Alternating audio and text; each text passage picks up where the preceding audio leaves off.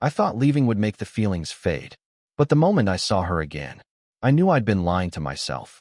I hadn't planned on coming back. At least, that's what I kept telling myself as the train slowed and the familiar outline of the station came into view. The platform looked smaller than I remembered, or maybe I had simply grown used to moving forward without looking back. Still, the moment my feet touched the ground, something in my chest tightened. Not fear, not regret, but a quiet recognition. This place had been waiting. And so I realized, had she. The air carried the faint scent of rain and old wood, the kind that settles into buildings that have seen too many seasons to count. I paused just outside the station doors, letting the crowd thin out, giving myself a moment to breathe. I told myself I was here for closure, for curiosity, for anything that didn't sound like hope. But hope has a way of standing very still until you turn around and find it right behind you. I saw her before she saw me. She stood near the edge of the cafe terrace across the street, her posture relaxed, hands folded loosely in front of her as if she belonged there completely. Time had changed her in ways that felt intentional rather than accidental. Her hair was a little shorter than I remembered, framing her face in a way that highlighted her eyes. Calm, observant, patient. She wasn't searching the street or checking her phone. She was simply waiting, and that quiet certainty unsettled me more than surprise ever could. For a moment, I considered turning away. Not because I didn't want to see her, but because I did. Because I knew that once our eyes met, something carefully contained would loosen. I adjusted the strap of my bag on my shoulder, grounding myself in the present, and stepped forward. When she noticed me, her expression didn't change much at first. No sudden smile, no visible shock.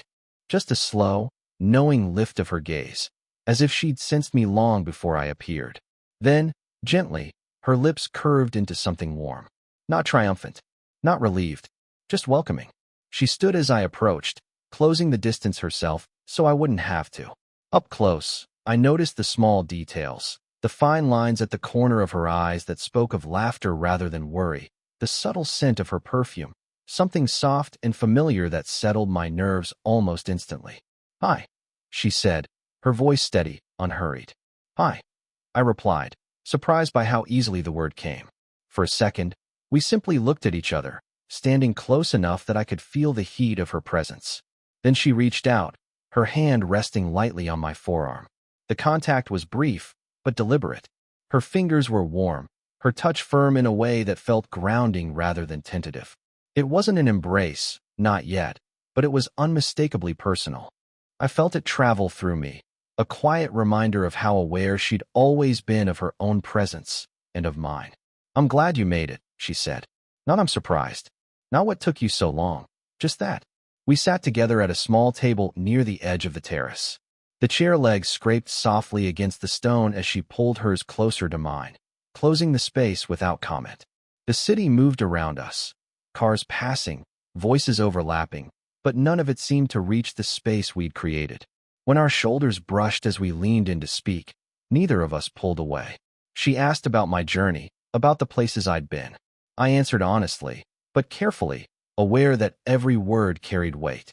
She listened the way she always had, not waiting to respond, but absorbing, understanding. Occasionally, her hand would shift on the table, her fingers brushing mine in a way that felt unplanned yet inevitable.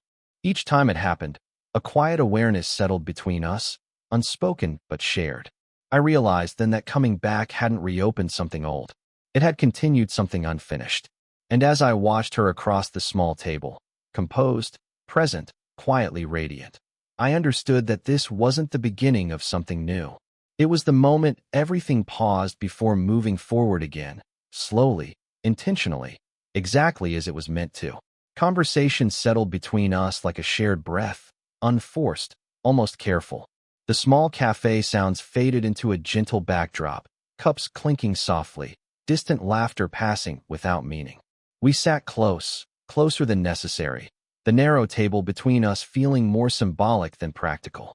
Her knee brushed mine beneath the table, a fleeting contact that made me pause mid-sentence. She didn't move away. Neither did I. "So," she said after a moment, folding her hands together, her posture relaxed but attentive. "You look steadier." It wasn't a compliment framed as admiration. It was an observation, offered without judgment. I smiled, not entirely sure it was true, but appreciating that she saw me as someone still in motion, not finished or fixed. I think I learned how to sit with things, I replied, even when they're uncomfortable. Her gaze lingered on me then, thoughtful. The corners of her mouth lifted slightly, but there was something restrained about her expression, as if she were choosing what not to say as carefully as what she allowed out. She nodded once, slowly. "That takes time," she said. "And patience."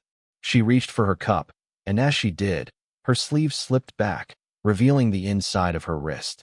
Without thinking, my eyes followed the movement. When she noticed, she didn't pull away. Instead, she set the cup down and rested her forearm on the table, closer to me now. The gesture felt intentional, a quiet offering of closeness without demand.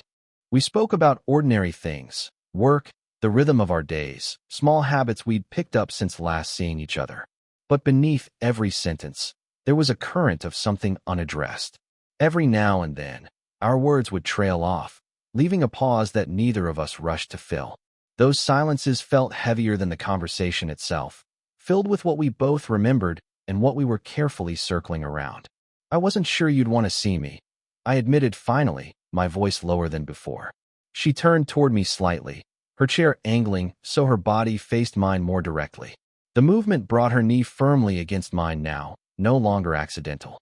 Her hand rested on the edge of the table, close enough that I could feel the warmth of her fingers without touching them. "I did," she said simply. There was no explanation attached, no defense. Just truth. She studied my face, her eyes searching in a way that felt both intimate and respectful. When she spoke again, her voice softened. "I just didn't know if you were ready."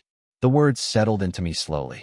Ready, for her, for us, for the weight of what had gone unfinished. I glanced down at our knees pressed together, at how natural the closeness felt now, and wondered how I'd ever convinced myself distance was the safer choice. "I didn't want to complicate your life," I said.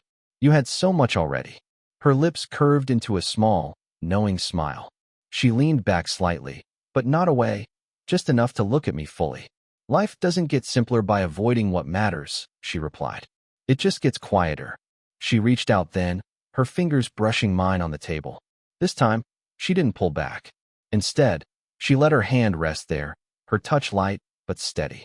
My breath caught as I turned my hand palm up, allowing her fingers to settle naturally against my skin. The contact sent a slow warmth through me, not urgent, not overwhelming, just present. Her thumb moved once, a gentle stroke across my palm, more reassuring than flirtatious. I felt the unspoken weight of it. "I'm here. I'm not rushing you." We talked about the time apart, not in detail, but in feeling. She spoke of learning to enjoy her own company, of becoming comfortable with waiting without expecting. I spoke of restlessness, of carrying something unfinished from place to place. As we shared, the distance between us seemed to dissolve, replaced by a quiet understanding that neither of us had truly let go. At one point, laughter slipped out between us, soft, unexpected. She tilted her head slightly, her shoulder brushing my arm as she laughed, and for a moment, everything felt easy. When the laughter faded, she stayed close, her shoulders still against mine, as if she'd forgotten there was any other way to sit. I realized then that this wasn't a conversation meant to resolve the past. It was one that acknowledged it, honored it, and gently made room for what might come next. And in the things we still hadn't said out loud, in the pauses, the touches, the closeness, I felt a deeper truth forming. Some connections don't demand answers immediately. They ask for presence. And sitting there with her, our hands still loosely joined, I knew we were finally giving each other that. As the light outside softened and the cafe grew quieter, I began to notice the moments when her confidence shifted, just slightly, into something more fragile. It wasn't in what she said, but in how she said it. The way her fingers wrapped around her cup a second longer than necessary. The way she exhaled before speaking, as if choosing honesty over ease. "I don't rush things anymore," she said at one point, her voice calm, almost reflective. "I used to think urgency meant importance." She smiled faintly, eyes drifting toward the window. The glass reflected a version of her that looked both composed and tired, strong yet human. I followed her gaze, then back to her face, noticing the softness there, the kind that comes from having carried responsibility for a long time. What changed? I asked. She didn't answer right away. Instead, she reached up and brushed a strand of hair back behind her ear. Her fingers hesitated for just a moment near her temple, a small pause that felt unguarded. When her hand lowered again, it didn't return to her lap. It came to rest lightly on my knee beneath the table. The touch surprised me, not in intensity, but in honesty. Her palm was warm through the fabric, steady, not searching. I felt a quiet awareness spread through me, a sense of being trusted with something unspoken. Time, she said finally, and learning that being strong all the time can be lonely. Her eyes met mine then, holding. There was no embarrassment in her expression, only openness. I realized how rarely she allowed herself to be seen this way. Not admired, not relied upon, just seen. I covered her hand with mine, careful, asking permission without words. When my fingers settled over hers, she didn't flinch. Instead, her hand relaxed, her thumb shifting slightly beneath my palm. The contact felt grounding for both of us, a quiet exchange of reassurance. You never seemed lonely, I said softly. She smiled, this time with a trace of amusement. That's because I didn't want anyone to worry. Her thumb moved again, a gentle press against my knee, as if acknowledging the truth in what she'd just said. The cafe noise faded further into the background, and I became acutely aware of how close we were, how the space between us had been quietly closing since the moment we sat down. She began to tell me about her days now, how she filled them with work she cared about, with routines that kept her steady. But between the words, there was a confession forming, not of regret, but of restraint, of learning how to hold herself together without closing herself off. I've learned to enjoy my own company, she said. But there are moments when I miss being known. Not explained, just understood. As she spoke, she leaned in slightly, her shoulder brushing my chest. The contact was soft, unhurried. I could feel the gentle rise and fall of her breathing, and it struck me how natural it felt to be this close to her. How my body recognized the closeness even before my mind did. I understand that, I replied, and I meant it in a way that surprised me. She shifted her weight subtly, settling more comfortably against me. Her head tilted just enough that her hair brushed my collarbone, a light, almost accidental sensation that sent a quiet shiver through me. She didn't pull away. Instead, she let the moment exist, unlabeled. There was something deeply intimate in that, her confidence allowing room for vulnerability, her presence inviting mine without pressure. She straightened after a moment, though her hand remained on my knee. When she looked at me again, there was warmth in her eyes, and something else too, relief. I don't often say these things, she admitted. Not anymore. I'm glad you did, I said. With me. Her lips curved into a soft smile. She reached up again, this time more deliberately, her fingers brushing along my jaw in a brief, affectionate gesture. The touch was light, almost fleeting, but it carried a weight that settled deep in my chest. When her hand fell away, I missed it immediately. We sat in a comfortable silence after that, our closeness unchanged. I realized then that her confidence wasn't something she wore to keep people at a distance. It was something she'd built so she could choose, carefully, when to let someone in. And in that quiet cafe, with her hand still resting against me and her vulnerability gently revealed, I understood that being chosen by her, slowly, intentionally, wasn't something to take lightly. It was something to meet with the same honesty she'd just shown me at some point, without either of us suggesting it. We moved away from the cafe's edge and into a quieter room just beyond the main floor. The light was softer there, filtered through a single lamp that cast long shadows along the walls. It felt removed from the world outside, as if the noise and motion of the city had agreed to give us space. We sat on a low couch, close enough that our legs touched along the length of the cushion. When she settled beside me, she angled her body slightly toward mine, one knee drawing up as if to make the closeness more natural. The fabric of her sleeve brushed my arm, a gentle, constant reminder of how near she was. She spoke in a quieter voice now, not out of secrecy, but intimacy. Her words came slowly, thoughtfully, each one measured. I leaned in to hear her better, and as I did, her shoulder pressed lightly against my chest. The contact was soft, unintentional at first, but she didn't pull away. Instead, she let her weight rest there, trusting the closeness. I could feel the warmth of her through the thin layers of clothing, the subtle rhythm of her breathing. My body responded before my mind could catch up, not with urgency, but awareness. I adjusted slightly, careful not to startle her, and rested my arm along the back of the couch behind her. It wasn't an embrace. It was an invitation, left open-ended. She noticed. Her head tilted toward me just enough that her temple hovered near my shoulder. When she spoke again, her voice was closer now, her breath warm against my neck. "You always listen like this," she said quietly. "Like you were really here." I swallowed, my throat suddenly dry. "I am." She turned her face toward mine, and for a moment, we were close enough that I could see the fine details, the softness of her expression, the calm focus in her eyes. She searched my face as if confirming something she already believed. Her hand found mine where it rested on the cushion between us. Her fingers slipped into my palm slowly, deliberately, giving me time to pull away if I wanted to. I didn't. Instead, I closed my hand around hers, feeling the gentle strength in her grip. The room seemed to contract around us, the space narrowing until there was only the warmth of her hand in mine and the quiet understanding that had been building all evening. She shifted slightly, turning more fully toward me now. Her knee pressed against my thigh, no longer incidental.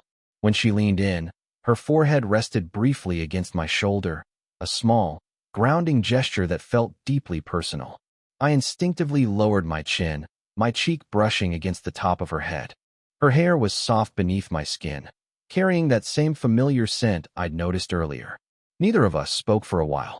The silence wasn't empty. It was full of awareness, of how close we were, of how easily the distance had dissolved. I could feel her breathing slow, steadying, as if the closeness itself was calming her. After a moment, she lifted her head and looked at me again. Her expression had softened, her usual composure giving way to something more open. "I don't do this lightly," she said, "letting someone this close." "I know," I replied. My hand lifted then, slowly, giving her time to see the movement. I brushed my thumb along her cheek, feeling the warmth of her skin beneath it. She leaned into the touch, her eyes closing briefly as if savoring the simplicity of it. When she opened them again, there was trust there, unmistakable, fragile, and strong all at once. Her hand tightened slightly in mine, and she shifted closer, her arm sliding around my waist. The embrace was gentle, unhurried. She rested her cheek against my chest, just below my shoulder, and I could feel the quiet steadiness of her heartbeat through her body. The contact was grounding, intimate in a way that had nothing to do with urgency and everything to do with presence. I rested my other hand lightly against her back, just enough to acknowledge the closeness. She sighed softly, the sound barely audible, but it carried a sense of release. In that moment, I understood something important. This wasn't about crossing a line. It was about recognizing how naturally we stood on the same side of it. As we sat there, wrapped in a closeness that felt both new and deeply familiar, the world beyond the room seemed distant. The space between us, once filled with hesitation and unspoken doubt, had narrowed into something warm, intentional, and quietly undeniable. And neither of us felt the need to step back. That we stayed like that for a while. Her cheek resting against my chest, my hand steady at the center of her back, until the world slowly returned around us. Not all at once, just enough to remind us that time was still moving, even if neither of us felt ready to follow it yet. She shifted first, lifting her head slightly, but not pulling away. Her hand remained at my waist, fingers relaxed, familiar. When she looked up at me, her expression was calm, almost reflective, as if she were speaking from a place far deeper than the moment we were standing in. "I knew you'd come back to me eventually," she said. The words weren't spoken with triumph. There was no edge to them, no challenge. They were offered the way someone offers a truth they've already made peace with. I felt them settle into me slowly, like warmth spreading through cold hands. My first instinct was to explain myself, to talk about uncertainty, about timing, about everything I hadn't been sure of. But standing there with her so close, I realized explanations weren't what she was asking for. I turned slightly toward her, closing the last inch of space between us. My hand lifted from her back to her face, my thumb resting gently along her cheekbone. Her skin was warm beneath my touch, familiar in a way that felt both comforting and disarming. She leaned into it immediately, her eyes closing for just a second, as if she'd been waiting for permission to rest there. I didn't leave because I stopped feeling anything, I said quietly. I left because I didn't trust myself to stay. Her eyes opened then, meeting mine without hesitation. There was no hurt in them, only understanding. She reached up, her fingers wrapping around my wrist, holding my hand in place against her cheek. The gesture felt intimate, anchoring, as if she were grounding us both in the truth of the moment. I know, she said softly.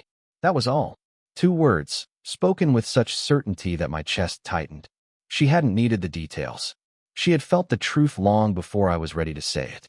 Her thumb brushed lightly over the inside of my wrist, a slow, calming motion. I became acutely aware of how close we were, of the way her body aligned naturally with mine. When she stepped closer, her forehead came to rest against my chest, just beneath my chin. I lowered my head instinctively, my cheek brushing against her hair. I waited, she continued, her voice muffled slightly by the closeness.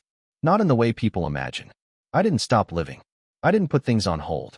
I just didn't close the door. The honesty of it struck me harder than anything else. She hadn't been clinging to the past. She had simply made room for the possibility of my return. My arms came around her then, slowly, deliberately. One hand rested between her shoulder blades, the other low at her back. She exhaled as if releasing a breath she'd been holding for a long time and wrapped her arms fully around my waist. The embrace was unhurried, secure. Her body fit against mine in a way that felt natural rather than urgent. I could feel her heartbeat through her chest, steady and calm. It grounded me in a way I hadn't realized I needed. I'm here now, I said. She tilted her head back to look at me, her arms still around me, her hands resting comfortably at my back. Her gaze searched my face, not for promises, but for presence. I don't need grand gestures, she said. I just need honesty. You have it, I replied. All of it. Her lips curved into a small smile, soft and relieved. She rose slightly on her toes and pressed a gentle kiss to my cheek. It was brief, affectionate, and full of meaning. When she lowered herself again, she stayed close, her forehead resting against my collarbone. For a moment, neither of us spoke. The silence wasn't heavy. It was settled. I realized then that her certainty hadn't been about controlling an outcome. It had been about knowing herself, knowing what she felt, and trusting that truth enough to let time do its work. And standing there with her, wrapped in an embrace that felt both new and deeply familiar, I understood that coming back wasn't about returning to something old. It was about finally being ready for what had been waiting all along, that we eventually loosened our hold on each other. Not because the closeness had become uncomfortable, but because it felt steady enough to breathe in. She remained near, her hand sliding from my back to rest against my chest, palm flat, as if feeling the truth of my heartbeat rather than asking for it. I don't want this to feel rushed, she said quietly. Her tone wasn't cautious. It was thoughtful. I nodded, covering her hand with mine. The simple contact grounded me, her warmth a quiet reminder that this wasn't something imagined. It was happening, slowly and deliberately. I don't either, I replied. I want to do this right. She looked at me then, really looked at me. There was no softness lost in her gaze, only clarity. She leaned back slightly, giving us space to see each other fully, though her hand stayed where it was, fingers gently curved against my chest. Doing it right, she said, means being honest about the weight it might carry. I knew what she meant without her having to say it. The difference in our stages of life. The assumptions people might make. The quiet glances and unspoken judgments that come with choosing something unconventional. I've thought about that, I admitted. More than I wanted to. Her thumb traced a slow circle against my chest, calming rather than distracting. And, she asked. And I realized I don't want to shape my life around other people's comfort. I said. I want to shape it around what feels true. Her expression softened, not in relief, but in recognition. She had lived long enough to understand the cost of denying that truth. She stepped closer again, resting her head briefly against my shoulder. Her hair brushed my jaw, light and familiar. I could feel her breathing, slow and even, as if she were allowing herself to trust the moment without rushing ahead of it. I've learned, she said, that if you move too fast, people think it's reckless. If you move too slowly, they think it's fear. Either way, someone always has an opinion. She lifted her head and met my eyes again. So I choose to move with intention, she finished. I smiled softly. That sounds like you. Her lips curved into a quiet smile in return. She shifted then, sliding her hand down to mine and intertwining our fingers. The gesture was gentle, but certain. When she squeezed once, lightly, it felt like a question and an answer all at once. We talked then, not about the past, but about how we wanted to move forward. Slowly, with space for each other's lives, not in spite of them. She spoke about balance, about not losing herself in closeness. I spoke about wanting to be present, not just enthusiastic. At one point, she lifted our joined hands and pressed them lightly against her chest, just above her heart. I could feel its steady rhythm beneath my palm. "This," she said, "is what I care about. Not timelines. Not labels." The intimacy of the gesture took my breath for a moment. I nodded, unable to find words that felt equal to it. "I'm not going anywhere," I said instead. "Not without talking. Not without honesty." Her eyes softened, and she leaned in, pressing a gentle kiss to my cheek. Slow, intentional, and affectionate. When she pulled back, her forehead rested briefly against mine, our breaths mingling in the small space between us. "That's all I ask," she whispered. We stood like that for a while, grounded in closeness without urgency. I noticed how natural it felt, how there was no pressure to prove anything, no need to define what we were becoming before we were ready. Eventually, she stepped back just enough to look at me fully. Her hand slid from mine to rest lightly at my waist. "Whatever this becomes," she said, "I want it to be something we both choose every day." "I do," I replied without hesitation. She smiled then, not the careful smile from earlier, but one filled with warmth and certainty. She leaned in and rested her head against my chest again, arms wrapping around me in a calm, steady embrace. As I held her, I realized something important. Choosing each other wasn't about defying expectations. It was about respecting ourselves enough to move forward with care, intention, and trust. And in that quiet understanding, I felt the beginning of something solid, something built not on impulse, but on two people meeting each other exactly where they were. The night had stretched long between us, hours folding gently into one another like the soft layers of a whispered conversation. Outside, the world moved on, indifferent to the fragile bubble we'd created inside that quiet room. But for us, time had slowed to a rhythm that felt right, steady, unhurried, and full of meaning. She stood close now, her arms wrapped around my waist, the gentle pressure of her hands grounding me in a way I hadn't realized I'd needed. I rested my chin lightly atop her head, feeling the warmth of her hair brush against my cheek. The scent of her, something familiar and comforting, like worn leather and jasmine, wrapped around me, anchoring me to this moment. Her breathing slowed, matching my own in a silent harmony. I could feel the quiet steadiness of her heartbeat through the fabric of her shirt, a rhythm both soothing and real. It struck me how much trust this small closeness held, the courage it took to be this vulnerable and present. She squeezed me once, a soft, deliberate gesture. Her fingers traced gentle patterns along my back, wordless affirmations that said more than any promise could. In that touch, I felt the weight of everything we'd carried to arrive here. The hesitation, the longing, the unspoken fears, and how we'd set them down, if only for now. "I'm glad you came back," she whispered, her voice low and warm. I smiled against her hair. "So am I." We stayed like that for a while, letting the quiet speak where words might falter. Then she shifted slightly, looking up at me with eyes that held a mixture of tenderness and resolve.